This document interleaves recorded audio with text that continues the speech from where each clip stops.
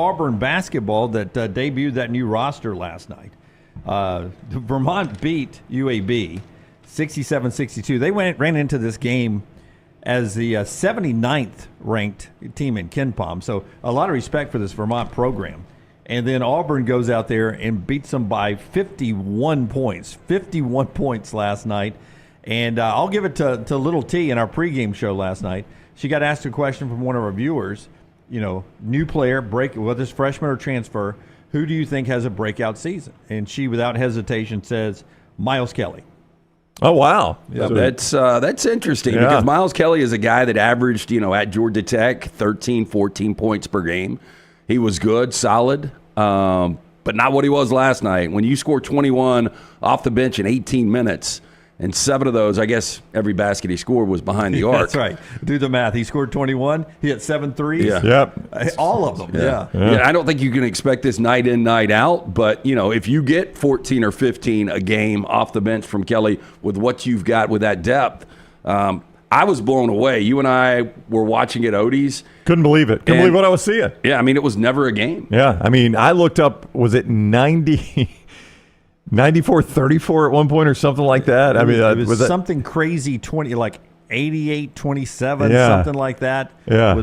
With like 8 minutes to go or something. And Lance and I literally almost jaw dropped watching that. I cannot believe I'm watching this because Vermont is a respected program. Well, yeah. And transitive scores, you can't really look at them. But Vermont this week just beat UAB on the road. Yeah, and we all know how good UAB will be. That's right. Should be, yeah. You don't do transitive scores, but I don't know that Andy's dying to go play at Auburn right now either. So, but to your point, to get that small number at the end of the game, all the points are one thing. But that tells you something about Auburn's defense, right? Absolutely. Yeah. That was why Auburn's not just scoring points. Vermont can't do anything. 57-point lead was the biggest. Was that the biggest? Yeah. I think that's when I saw it. And I was like, I honestly can't believe what I'm looking at right here. Like it was something to 27 in the shot clock era with 8 minutes to go in the game or something. Tyler, if you will, man, if you can give me cut number 8, this is Miles Kelly.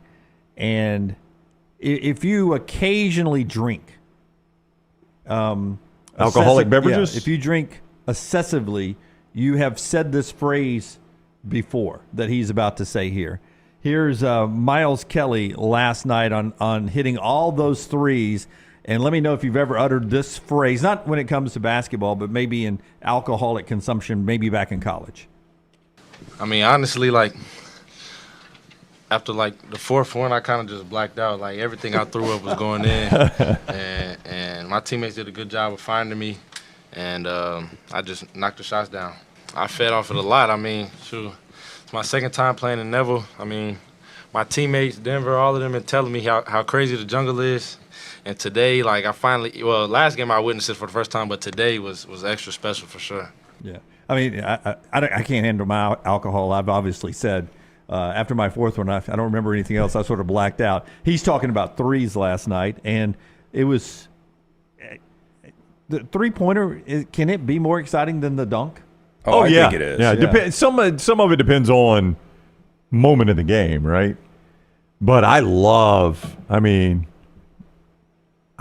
Especially when there's a barrage. That's it. Yeah, when the defense just looks like I don't even know where to go right now. They're making them from everywhere. And that was Auburn. 16 threes, 16 to 35. You'd take that any night. I would take it. Isn't it funny that in the opening games now, what did you tell me that Nate and Alabama shot from three? They were 18? 8 of 18. Yeah. And then which is very low for them. They shot 18 threes, and Auburn shot 35 threes. That's right. It was almost like Auburn played Alabama's game, and Alabama was playing Auburn's game in these openers. I have watched very little of either, obviously, with us doing trivia last night, and didn't get to see much of the Bama game. Now that you've seen both 40 minutes, you should be able to say, who is the better team. That's right, Jim. Let's declare it right now. Well, I will tell you this. Auburn plays Houston on Saturday by our friends KenPom. That is number 2 Auburn. Where is that game? It's in Houston at the Toyota Center. Yeah, technically neutral site. Yeah, not on campus, but where the Rockets play. And if you look at KenPom, that's number 2 Auburn playing in Houston against number 1 Houston. Yeah, I was going to say Houston probably a 3.5-point favorite. Yeah, I have not seen a betting line at mybookie.ag. You go down, Gonzaga, who just annihilated Baylor, Duke, who's got Cooper Flagg, and there's Alabama.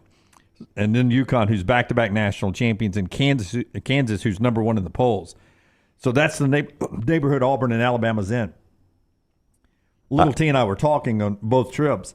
How cool would it be that if somehow both teams were in the Final Four? I think you have that caliber type team. Well, I would say at either place. Yeah, I would say, and again, you don't know how good Asheville and Vermont end up being, but I think it's easily the two most impressive wins of the first games of the Southeastern Conference, for whatever that's worth. I mean, there'll be a billion more games in the SEC. Oh yeah, but through everybody's first game, Alabama and Auburn were the two most impressive teams. They lived up to their preseason billing, right? They were picked by the media to be 1 and 2 in the SEC. Yeah.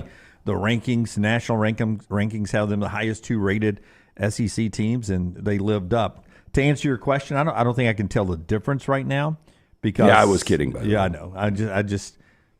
I mean, Auburn defends the rim so well, and Alabama's improved at defending the rim or playing at the rim. So I think both of them sort of, like, to me, Auburn, when they had, K.D. Johnson on the floor and maybe some others, there were times that, the outside shot left them in games last year when Aiden Holloway was there. And Alabama, that's always been a strength. I think with Pegues and Miles Kelly, Auburn has fixed that a little bit.